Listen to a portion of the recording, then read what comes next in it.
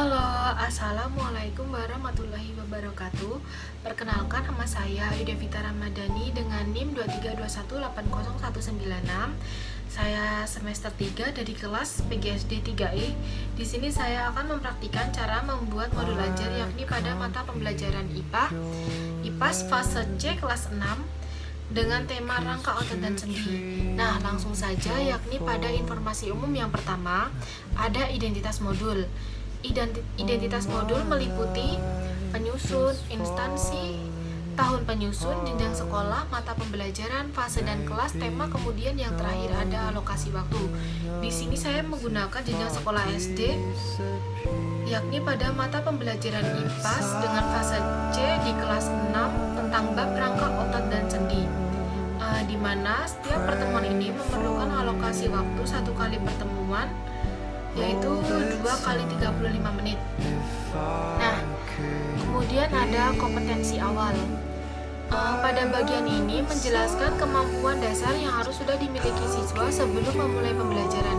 Ini penting untuk memastikan setiap siswa siap dengan materi yang akan diajarkan. Contohnya untuk materi rangka, sendi, dan otot, siswa diharapkan sudah memahami anatomi dasar rangka manusia. Kemudian ada profil pelajar Pancasila.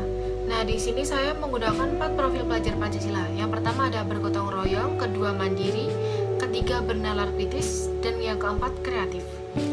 Kemudian ada sarana dan prasarana. Nah, pada bagian ini berisi daftar semua alat dan bahan yang dibutuhkan dalam pembelajaran. Ini biasanya berupa buku gambar, video, alat peraga, dan lain-lain. Di sini saya menggunakan media pembelajaran berupa laptop, proyektor, pengeras suara, dan video pembelajaran. Lalu ada target peserta didik.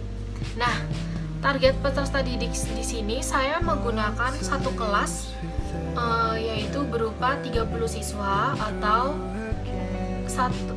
satu kelas itu semua anak yang ada di dalam kelas itu.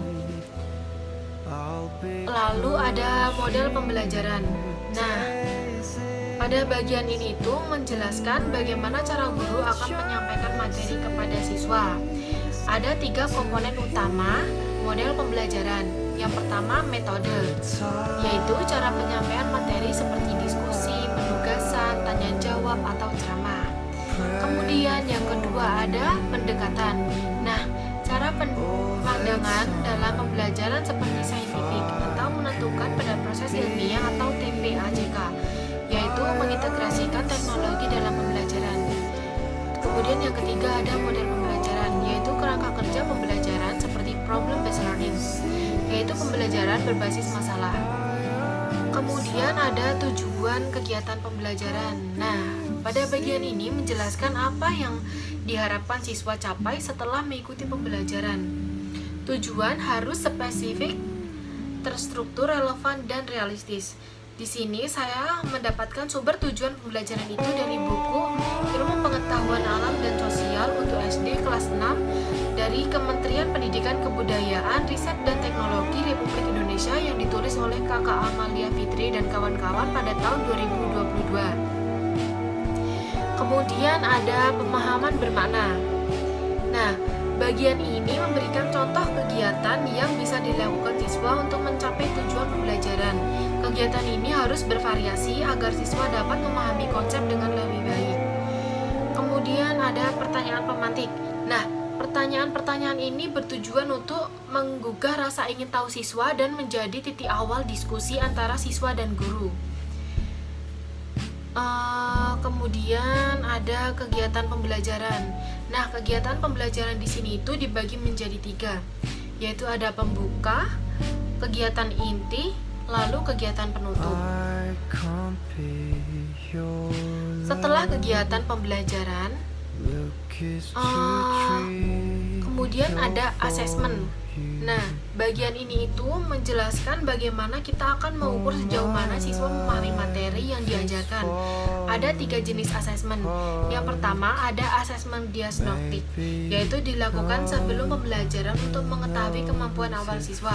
Yang kedua ada asesmen formatif, yaitu dilakukan selama proses pembelajaran untuk memantau perkembangan siswa.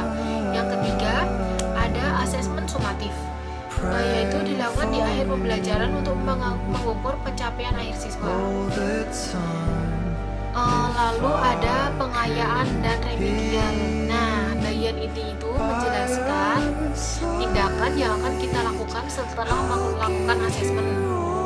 Pengayaan ini kegiatan tambahan untuk siswa yang sudah menguasai materi dengan baik, dan remedial itu kegiatan tambahan untuk siswa yang belum menguasai materi dengan baik.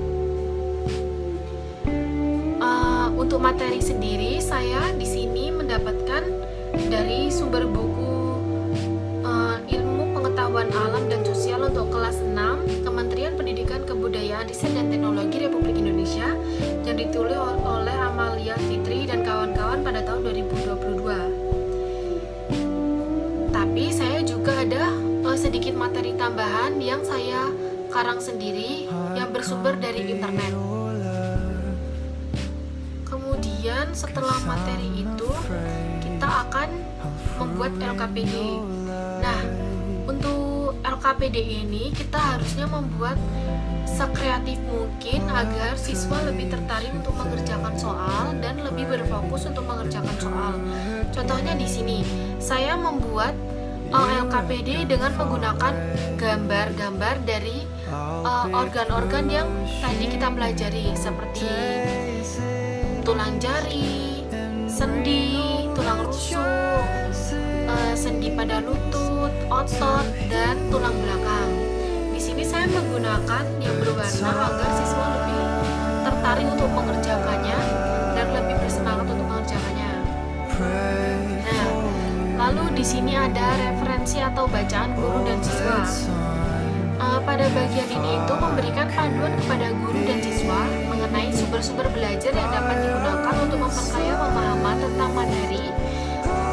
Sumber-sumber ini bisa berupa buku, teks, artikel ilmiah, website edukasi, atau bahkan media sosial. Tujuannya adalah agar pembelajaran tidak hanya bergantung pada satu sumber saja. Di sini saya menggunakan sumber dari internet, dari website, kemudian dari buku panduan guru dan panduan siswa yang disediakan oleh Kementerian Pendidikan Kebudayaan Riset dan Teknologi Republik Indonesia, khususnya untuk kelas 6. Nah, lalu ada alat dan bahan. Di sini saya menggunakan infocus atau proyektor sebagai alat untuk memberikan penjelasan kepada siswa agar lebih jelas, karena biasanya siswa itu akan lebih sulit memahami jika kita menerangkannya itu hanya lewat buku. Jadi saya menerangkan juga lewat proyektor. Kemudian ada komputer dan laptop, lalu ada pengeras suara dan jaringan internet. Nah, kalian bisa juga menulis alat yang dibutuhkan selama proses pembelajaran. Alat dan bahan ini bisa berupa alat peraga, media, pembelajaran, atau teknologi seperti yang tadi saya sebutkan. Dengan adanya daftar ini, guru dapat mempersiapkan semua yang dibutuhkan sebelum memulai pembelajaran. Kemudian ada glosarium. Nah, glosarium ini berupa daftar isi istilah-istilah khusus yang digunakan dalam modul ajar. Istilah-istilah ini dijelaskan dengan bahasa yang mudah dipahami agar siswa dapat memahami konsep-konsep yang dipelajari. Kemudian ada daftar pustaka. Nah, daftar pustaka ini berisi daftar semua sumber yang digunakan dalam pembuatan modul ajar.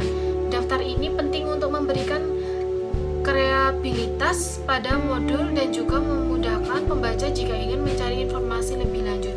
Di sini saya juga mencantumkan daftar pustaka dari saya sendiri.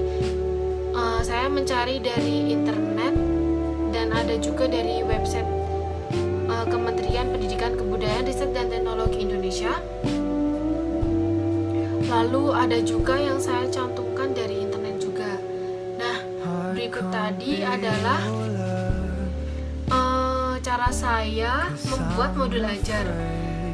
Semoga ilmu yang saya berikan bermanfaat buat kalian semua. Saya akhiri. Wassalamualaikum warahmatullahi wabarakatuh.